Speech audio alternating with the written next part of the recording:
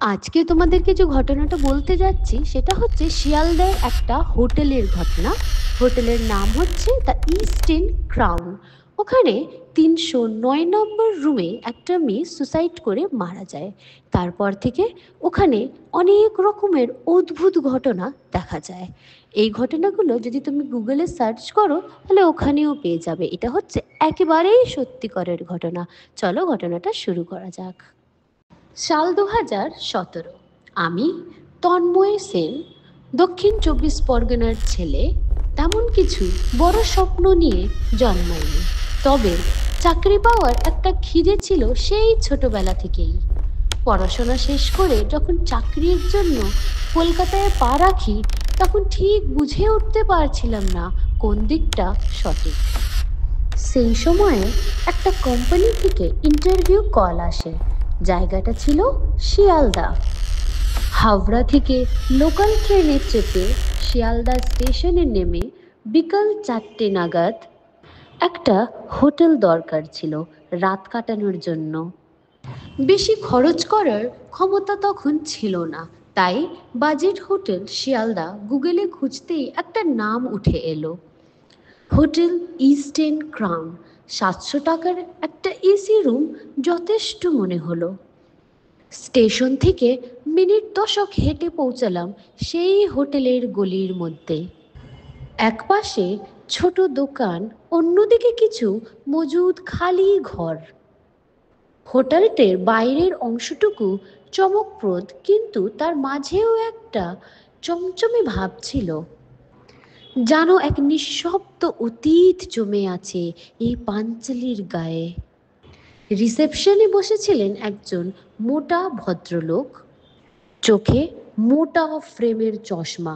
ঘর লাগবে? হ্যাঁ, এক রাত, কাল সকালে বেরিয়ে যাব। রুম নাম্বার 309 পাওয়া যাচ্ছে, দেখুন। বেশ ভালো ঘর। চাবি হাতে পেয়ে আমি সিঁড়ি দিয়ে উঠলাম 3 তলায়। তখনও বুঝতে পারিনি আমার জীবন কোন ব্যাংক নিতে চলছে। রুমের দরজা খুলতেই একটা ভ্যাপসা গন্ধ, যেন বহুদিন কেউ ঘরটা ব্যবহার করেনি। ঘরের ভিতর ঢুকেই প্রথমেই চোখে পড়ল পুরনো কাঠের খাট, সাদা চাদরে হালকা দাগ, দেয়ালের একপাশে ভাঙা পেন্ট, আর এক পাশে একটা কাঠের আলমারি। ঘরের বাঁদিকে ছিল বাথরুম, দরজা খোলা, কিন্তু ভিতরটা কালো অন্ধকারে ঢাকা। আমি ব্যাগ নামিয়ে বিছানা বসতেই একটা ঠান্ডা স্রোত বয়ে গেল শরীর জোরে। তখন ছিল গরমকাল, বাইরের তাপমাত্রা প্রায় 35 ডিগ্রি, অথচ ঘরের ভিতরে হাড় কাঁপানো ঠান্ডা। আমি ভাবলাম হয়তো এসি চলছে, কিন্তু রিমোটে দেখি এসি অফ। ঠিক তখনই বাথরুম থেকে পরে আসা জলের শব্দ। আমি এগিয়ে গেলাম, আলো জ্বালিয়ে দেখছি কল বন্ধ, বালতির জল শুকনো। মনে হলো হয়তো কল্পনা করছি। রাত তখন 9টা। আমি ফোন চার্জে লাগিয়ে হালকা কিছু খেয়ে বিছানায় গা এলিয়ে দিলাম। বাইরে একেবারেই নিঃশব্দ, গলির কুকুরগুলো যেন আচ্ছুপ আছে। ঠিক তখনই একটা শব্দ, ঠক ঠক ঠক, দরজায় কে যেন ঠোকা মারছে। আমি চমকে উঠলাম, চোখ রাখলাম দরজার নিচের ফাঁকে। কোথাও ছায়া নেই, হয়তো হোটেলের বয় মনে করে দরজা খুললাম, কিন্তু বাইরে কেউ নেই। দেখলাম চারপাশের করিডোর অন্ধকার, আলো কোথাও জ্বলছে না। আমি দরজা বন্ধ করে ঘরে ঢুকলাম। ঘড়ি তখন রাত 11টা 43 বাজে। প্রায় 12টার দিকে আমি মাথার নিচে হাত দিয়ে বিছানায় শুয়ে পড়েছি, কিন্তু ঘুম আসছে না। হঠাৎ খেয়াল করলাম ঘরের ঘড়িটা বন্ধ হয়ে গেছে। ঘড়িতে তখন সময় দেখাচ্ছে 3টে বাজতে 15 মিনিট। ভাবলাম ব্যাটারি চলে গেছে হয়তো, কিন্তু আমার ফোনে ঠিক একই সময়ে দেখাচ্ছে 3:15 AM। এক মুহূর্তে মনে হলো যেন আমার চারপাশের সময় থেমে গেছে। বাতাস গা ঘেঁষে চলছে, কিন্তু কোনো শব্দ নেই, কোনো আওয়াজ নেই।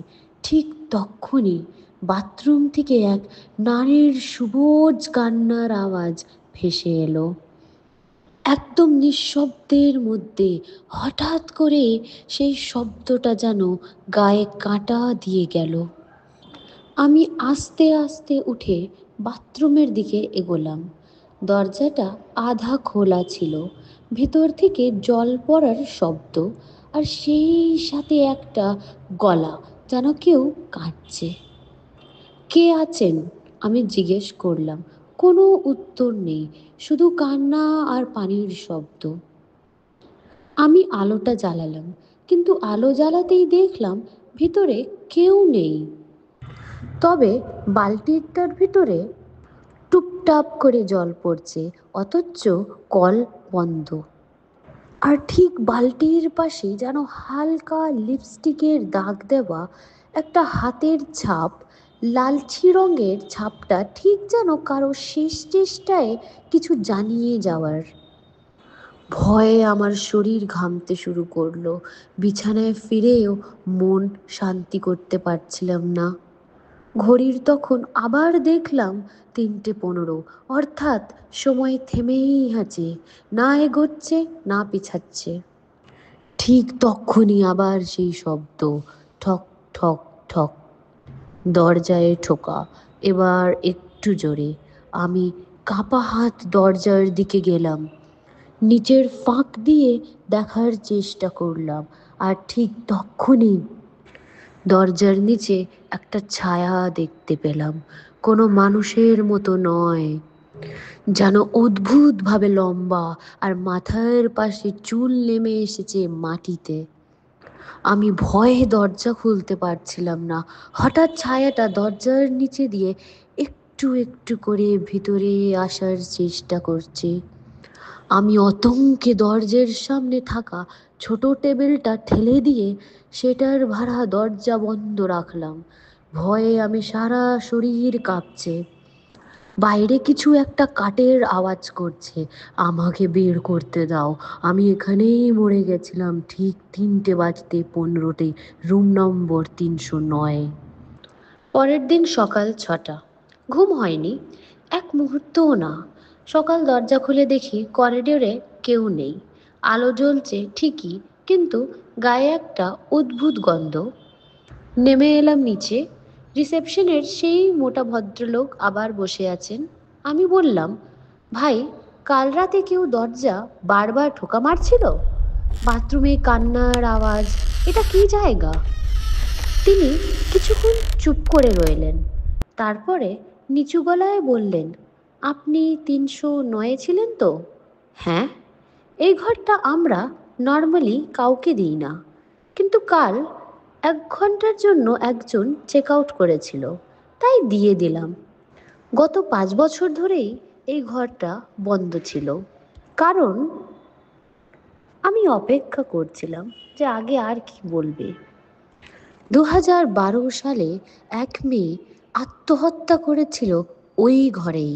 নাম ছিল রেশমি দত্ত। সে রাত্রে ঠিক 3:15 মারা যায়। তারপর থেকেই ঘরে যেই থেকেছে কিছু না কিছু অসাধারণ জিনিস দেখেছে। হোটেল ম্যানেজারের মুখে রেশমি দত্ত নামটা শুনেই আমি কেমন একটা অদ্ভুত অনুভব করলাম। তারপরেই আমি ডিসাইড করলাম আমি চলে যাব না।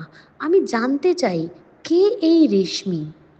তার মৃত্যুটা কেবল আত্মহত্যা ছিল, নাকি এর পিছনে অন্য কিছু লুকানো আছে?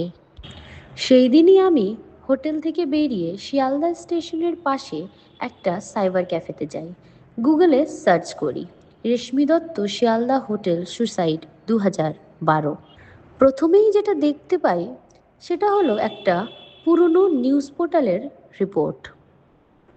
23 বছর বয়সী কলেজ ছাত্রী রেশমি দত্ত 2012 সালের 14 জুন রাতে একটি হোটেল রুমে আত্মহত্যা করেন।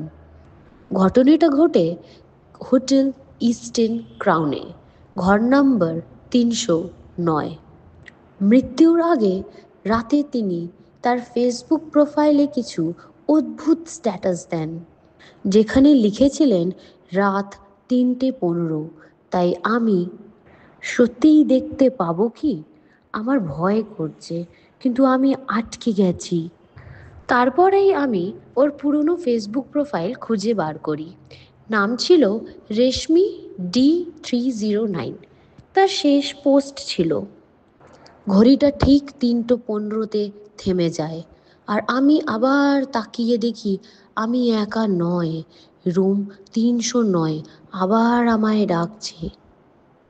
এগুলো কেবল পোস্ট না, এগুলো যেন মৃত্যুর আগে কারোর শেষ অত্যচিৎকার।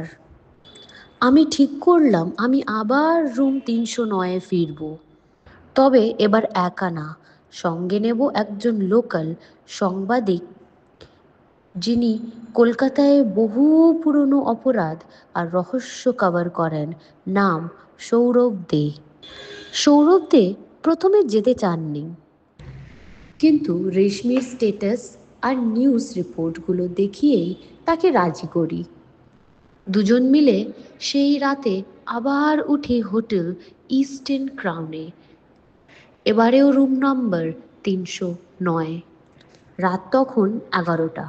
সরবদা ক্যামেরা সেট করছিলেন, আমি ফোনের রেকর্ডিং চালু করে রাখলাম। আমরা লাইট অফ করে ঘরের মধ্যে পুরোপুরি অন্ধকার করে বসে রইলাম। ঠিক রাত 3:15 হঠাৎ দরজা খুলে গেল। না কেউ ঘরের বাইরে দাঁড়ানো, না বাতাসে কোনো হাওয়ায় ধাক্কা ছিল, তবুও দরজা খুলে গেল নিজে থেকে।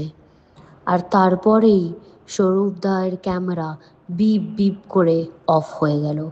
ফোনেও দেখা গেল নো স্টোরেজ, অথচ আমি 20 GB ফাঁকা রেখেছিলাম। ঠিক তখনই ঘরের এক কোণায়, যেখানে সেই পুরনো আলমারি আছে, আমরা একটা ছায়া মূর্তি দেখতে পেলাম। চুলে ঢাকা মুখ, সাদা সালভার কামিজ মাথা নিচু, সে ধীরে ধীরে ঘরের মাঝখানে এসে দাঁড়ালো আর বলল, তোমরা কি জানো আমি মরে গেছি, নাকি আমি জানি তোমরা বেঁচে নেই? আমার স্মৃতি এখান থেকেই ঝাপসা। আমার মনে নেই কিভাবে আমরা ঘর থেকে বেরিয়ে এসেছিলাম। পরের দিন যখন আমার হুঁশ ফেরে, আমি একটি হসপিটালের বেডে। আমার মা কাঁদছেন। ডক্টর বলল আমি মাইল্ড নিউরোলজিক শক পেয়েছি। আর সৌরভদা এখনও কথা বলছে না, সেই চুপচাপ বসে শুধু এক লাইনে বলছে, সে আমাকে দেখে ফেলেছে, সে এখন চায় আমি তার সাথে থাকি। আমার ফোনের রেকর্ডিং ফাইলটি এখনও খোলা যায় না, কিন্তু ফাইলের নাম রেশমি কামব্যাক 315। হোটেল বন্ধ হয়ে যাবার শেষ রহস্য। রেশমির ঘটনার পরে বহু বছর হোটেলটা খোলা ছিল, তবে রুম 309 বন্ধ করে রাখা হয়েছিল। অনেকেই বলছিল ওই রুমে রাত কাটালে লোকজন অসুস্থ হয়ে পড়ে। কারোর কারোর মনে হতো কেউ গলা চেপে ধরছে ঘুমের মধ্যে। কিন্তু হোটেলটা সম্পূর্ণ বন্ধ হয় 2019 সালের এক অদ্ভুত ঘটনার পরে।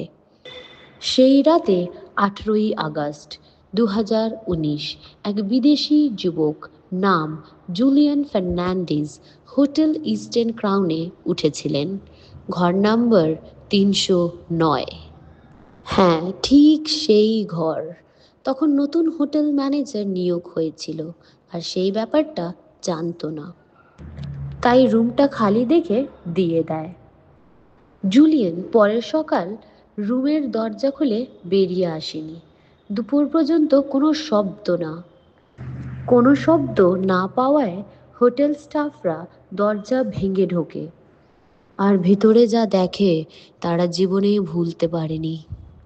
জুলিয়ানের দেহতে বিছানায় বসানো, চোখ দুটো খোলা, আর হাসি মুখে ঠোঁট কেটে গেছিল, ঠিক যেন কেউ জোর করে হাসাতে বাধ্য করেছিল। দেওয়ালে ইংলিশে লেখা, she is not gone, she just wants company. ঘড়ি আবার থেমেছিল ঠিক 3:15 এই ঘটনার পর হোটেলটি একেবারেই বন্ধ করে দেওয়া হয়। পুলিশ এসেছিল, কিন্তু রিপোর্টে লিখেছিল সুসাইড আন্ডার হ্যালুসিনেশন। তবে লোকাল লোকরা জানে এটা ছিল না কোনো আত্মহত্যা, এটা ছিল রুম 309-এর শেষ শিকার। তারপর থেকেই হোটেলটি তালাবন্ধ, দেওয়ালে এক বড় সাদা কাপড় টাঙানো। এটা ছিল শিয়ালদার একটা একেবারেই সত্যিকারের ঘটনা। এই হোটেলটি আজকেও আছে, কিন্তু বন্ধ। যদি তোমরা গুগল করো তবুও এই হোটেলের ব্যাপারে জানতে পারবে। ঘটনাটা কেমন লাগলো কমেন্টে নিশ্চয়ই জানাবে। এরকমই অদ্ভুত ঘটনা শোনার জন্য চ্যানেলটাকে সাবস্ক্রাইব করবে। ধন্যবাদ।